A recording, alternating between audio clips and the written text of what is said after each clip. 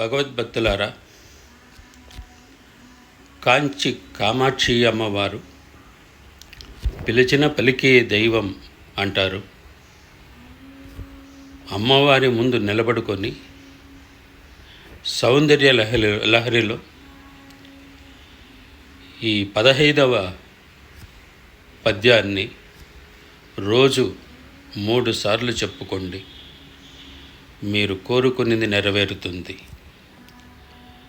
శరజ్యోత్స్నా శుద్ధాం శశయుత జటాజూటమకుటాం వరత్రాసత్రానస్ఫటిక ఘటికాం పుస్తకకరాం సకృణత్వా నత్వా కదమివ సతాం సన్నిదదతే మధుక్షీరద్రాక్ష మధురీన ఫణితయః.